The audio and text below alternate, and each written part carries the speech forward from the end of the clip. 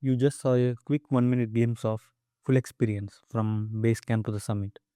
Now, let's walk through everything you need to know before you planning for this trek. I categorized this video into 6 parts. So let's start with how you can reach Parvathamalai from Chennai. There are two major boarding points in Chennai. One is Kilambakam and another is Coimbatore. From either of these, you need to take a bus to Polur, which is roughly 3 to 4 hours of journey. I personally started from Kilambakam and it took me around 4 hours to reach Polur. From Polur, you will need to take another bus to Parvathamalai. To reach Parvathamalai from Polur, it will take around 20 to 30 minutes of journey, covering around 15 kilometers. Now, here is my timeline so you can plan better. I left Chennai at 11 pm and reached Kilambakam by 11:30 pm and boarded the bus around midnight and arrived at Polur by 3:30 am.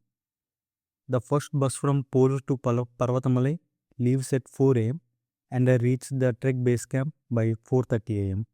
There are paid washrooms near base camp so you can fresh up before you heading out. After reaching Parvathamalai bus stop, you need to get an auto to reach the base camp. Just beside the bus stop, you will find a auto stand. They will charge around 20 to 30 rupees to cover 2 to 3 kilometers. Now let's see the entry rules and what to pack. The base camp opens at 5 am and the entry fee is 10 rupees per person. And more importantly, the forest officer will check your bag before you enter.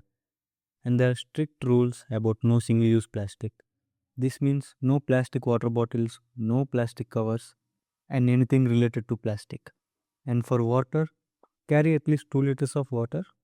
And there are small shops along the trail where you can buy water, snacks, and also buttermilk for hydration.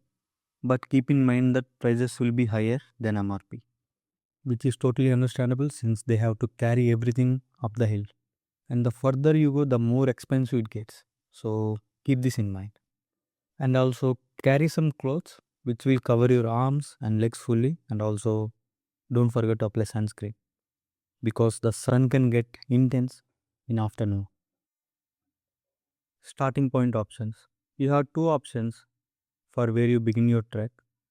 You can start directly from the base camp or take an auto for about 4 kilometers and begin your trek from a temple. Starting from the temple saves you around 2 to 3 kilometers of initial distance.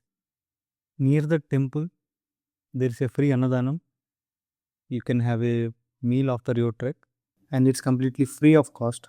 And if you want, you can donate some money. Now, the trek experience. Now, let's talk about the trek itself. This is not a beginner friendly trek, so I would strongly recommend you having a basic level of physical fitness before you are attempting it. It is a doable trek if you are an intermediate trekker or someone who is reasonably active. The trail begins with a long stretch of 1300 to 1400 steps. After that, the path turns rocky and the incline increases noticeably. Once you have climbed the steps, you will hit some beautiful viewpoints and trail through lush green forest is absolutely stunning. And one thing to watch out for: monkeys. You will encounter a lot of monkeys along the way. Don't show any food openly and don't let them snatch it from you. And keep your bag closely to you and stay calm when a monkey comes near you. And after completing the rocky terrain, you will reach the most challenging part of this trek. It's too steep with high elevation. And if this stretch feels risky for you, there is an alternate option where you can find the steps just beside this way. So you have an option to skip this challenging part. So after this inclines, the trail becomes more manageable and eventually you will reach the summit where there is a beautiful Shiva temple and breathtaking views. And we reached the summit at 11 am and having started at 5:30 am. So it will take around 5 to 6 hours to reach the summit. And now let's talk about descent and the return timeline.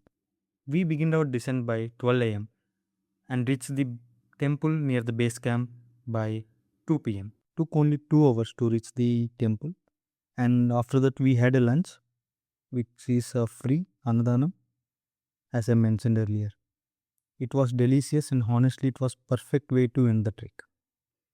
If you follow the same schedule I followed, you can reach the Parvathamalai bus stop by 3 pm and back to Chennai by 7 pm. So it's a full day trip, but very well worth it.